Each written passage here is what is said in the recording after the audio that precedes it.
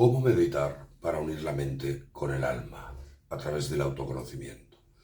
Meditación, de Jnana Yoga, implica soledad, autocontrol, libre de deseos y sin recibir nada de los demás, aparigraha. Recordar que estamos analizando algunos versos del capítulo sexto, el camino de la meditación, el Jnana Yoga, y a partir de este verso décimo, Krishna explica la parte más práctica de la meditación. En este verso en concreto, Krishna nos explica cómo el yogi debe meditar para unir su mente con Atman, su alma, y así alcanzar el autoconocimiento. Y os leo este verso. Dice, solo, en un lugar solitario, autocontrolado, libre de deseos y sin recibir nada de los demás, aparigraha, el yogi, practicando Jnana Yoga, debe unir la mente con Atman. En este verso la palabra yogi no se refiere a quien ha alcanzado la perfección, el yoga ruda, sino a quien busca alcanzar el yoga, es decir, la unión con el ser. Krishna indica 5 condiciones para meditar. Haz un checklist y repasa si tú cuando meditas cumples con estas recomendaciones de Krishna.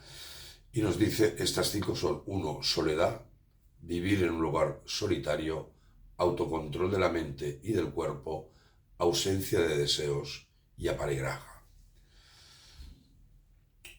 El yogi debe estar solo y en un lugar solitario. Para meditar hay que tener la mente, el cuerpo y los sentidos totalmente controlados. Cualquier distracción externa dificulta o incluso impide la meditación.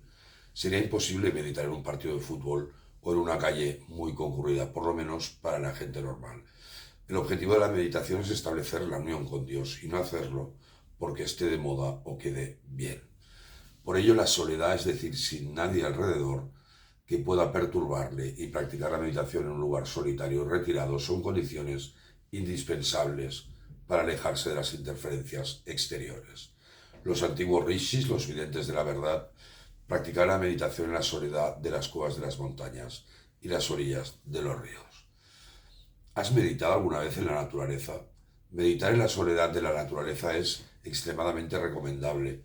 Su belleza, su tranquilidad o su majestuosidad calman nuestra mente, cuerpo y sentidos. Una persona normal puede crear un ambiente especial en su propia casa que esté lo más aislado posible. Si además sigue el Bhakti Yoga, le pueden ayudar poner imágenes, flores, etc. Los kirtans o bhajans, los cantos devocionales, pueden ayudar en el Bhakti, pero no en el Jnana Yoga, el camino de la meditación. Por tanto, la meditación debemos practicarla solos y no en compañía de otros. Quien medite debe permanecer solo con su mente en comunión con el ser. En muchas clases de yoga de 1 hora se suele dedicar los minutos finales a meditar, entre comillas. ¿Crees que es posible meditar en una clase de 20 o más personas teniendo a alguien a menos de 1 metro? Además, muchos profesores incluso ponen música para, en teoría, meditar mejor. Como hemos visto antes, la música va muy bien para el Bhakti, pero no para meditar. Además, una determinada música podría ser ideal para un practicante, pero totalmente perturbadora para otro. En varios versos del Gita, recordar que Krishna nos explicó la imperiosa necesidad de control de la mente y la ausencia de deseos. La parigraha es importante. Krishna aconseja que el yogi no reciba absolutamente nada de nadie. Y te preguntarás por qué. El yogi en principio puede aceptar las cosas más básicas para el mantenimiento corporal, pero cuando recibimos regalos, la mente empieza a pensar en ellos y por tanto se distrae y perturbaría absolutamente la meditación. Otro tema importante es practicar la meditación cada día. Si te fijas en los versos anteriores, Krishna explicó a Arjuna las características de quien ha alcanzado el estado de yoga, es decir, el yoga ruda. En estos versos nos explicará cómo prepararnos para la meditación. Para lograr el éxito en la meditación, como cualquier actividad, necesitaremos práctica.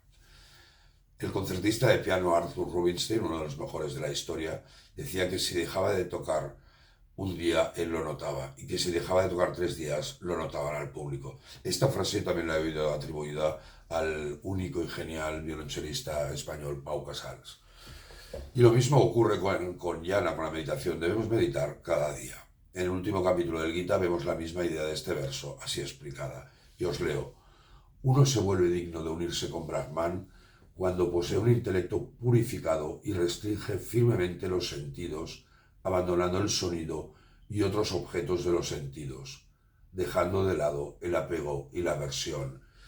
Tal persona disfruta de la soledad, come ligero, controla cuerpo, mente y habla, dedicándose siempre a la meditación y practicando el desapasionamiento.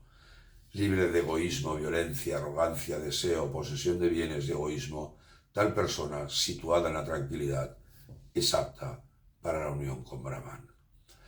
Podríamos concluir esta reflexión usando este comentario de Swami Vidyaprakashananda y decía, Yana, la meditación, requiere la absorción completa de todo el ser en el Ser Supremo, sin ningún tipo de perturbación o distracción.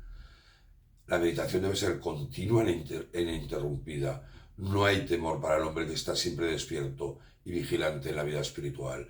Las fuerzas hostiles, las gunas, tamas y rajas, no pueden entrar en la mente cuando se mantiene una vigilancia continua. Cuando la luz se mantiene encendida siempre, no hay miedo a la oscuridad. Muchísimas gracias. Om Namaste.